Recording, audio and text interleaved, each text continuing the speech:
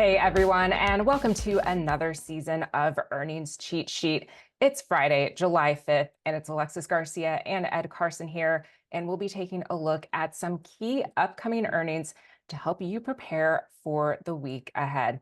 So Ed, here we are again. It's another earnings season. What do you have on tap for us today? Want to take a look at JPMorgan and Wells Fargo, two big banks, as well as Cintas, which is actually sort of an economic bellwether.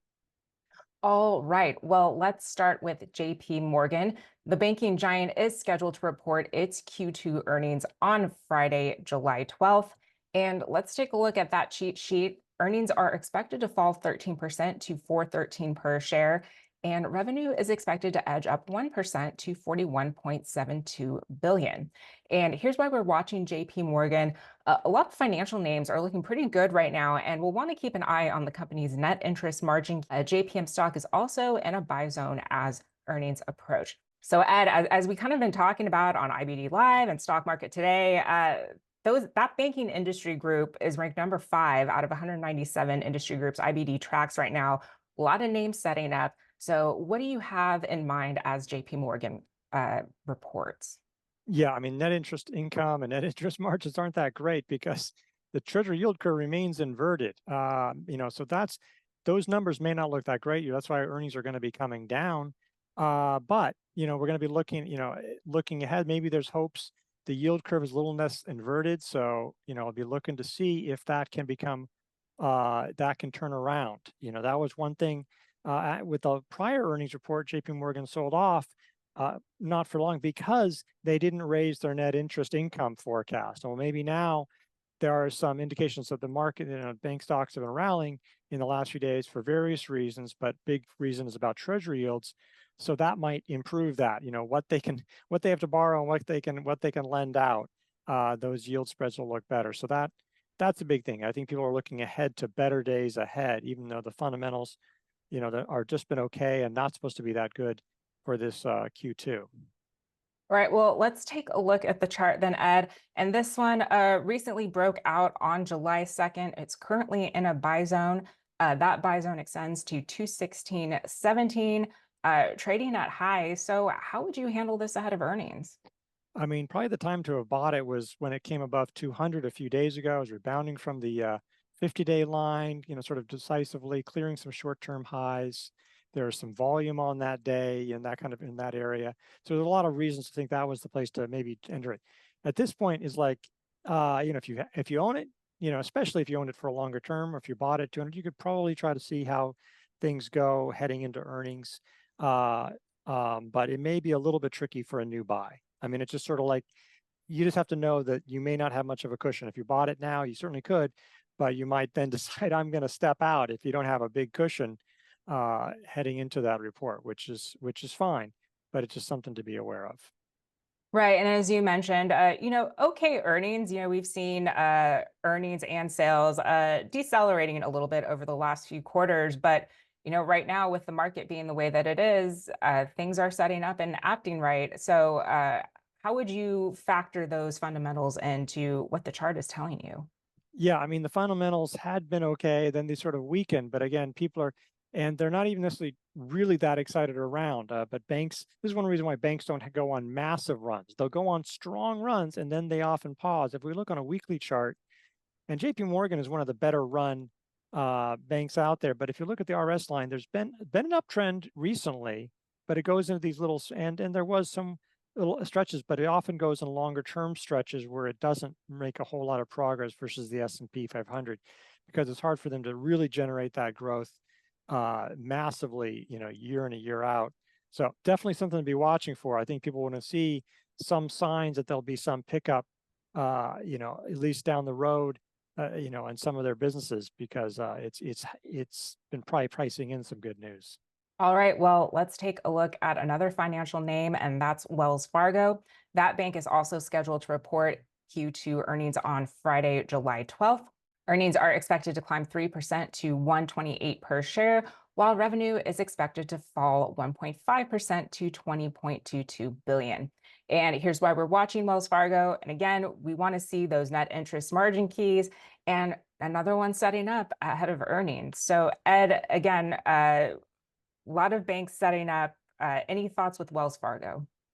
I mean, this one in some ways is, it's a tricky thing because this one hasn't already risen as much as the others. And so you could say, well, it's close to the 50-day line, but it's also not leading like JP Morgan. So which one do you go with in that situation? I mean, obviously, in hindsight, you said, well, buying JP Morgan a few days ago is the way to go. I think in addition to net interest margin, which is something that is important for them, it's maybe even more so because they're even more of a traditional lender than, say, JP Morgan, which probably has a beefier investment banking arm than Wells Fargo. Wells Fargo also has the housing, a lot of mortgage activity. So that's something important. Like housing has been weakening lately as well. So those will be some interesting things to look at, not just for Wells Fargo, but for the economy as a whole. See how those areas are. The fundamentals, they haven't been as great, even as it like, whereas JP Morgan had some good numbers in recent quarters, Wells Fargo has been just sort of okay in the last few quarters. Let's be clear.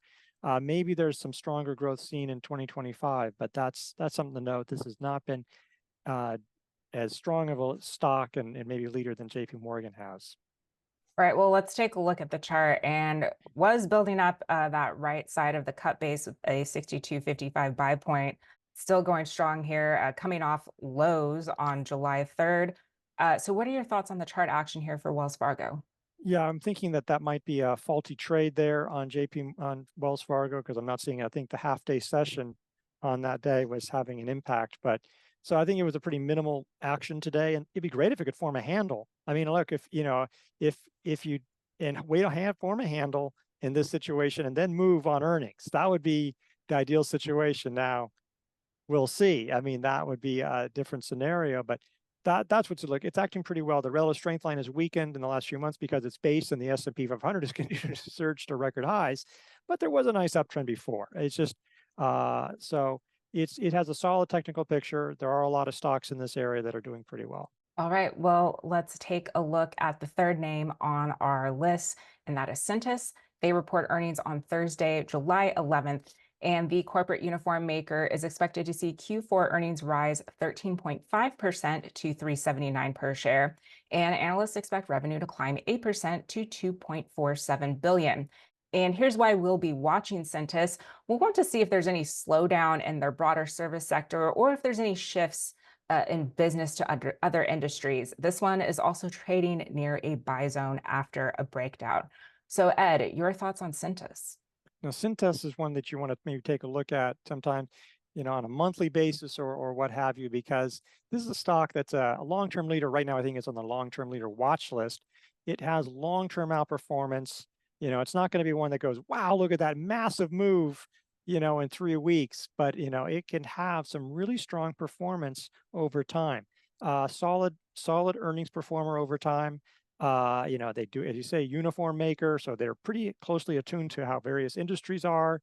Are we seeing a green energy boom, like uniforms and infrastructure or green energy? Are we seeing any kind of weakness in restaurants? That would be something interesting to see. But this one turns out pretty stable in earnings.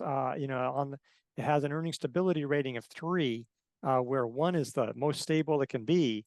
That's on a weekly chart. You can see that number.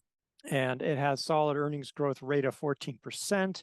So those are just solid numbers. I mean, this is not, it's nice to have stocks like this that aren't these high beta tech stocks that can swing up and down. It's nice to have something in there that has long, steady performance, and this one definitely delivers. Right, and as you said on the weekly chart here, we see that stability number and that EPS growth rate.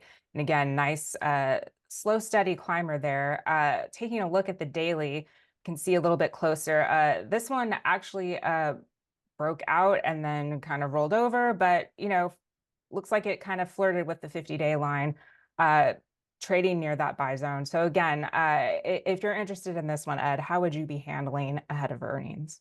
I mean, probably would wait until earnings at this point, since it's right around that buy point. I think you can still use, probably use 705.74 as the buy point. There's all sort of this long, consolidation for a few months now, is essentially.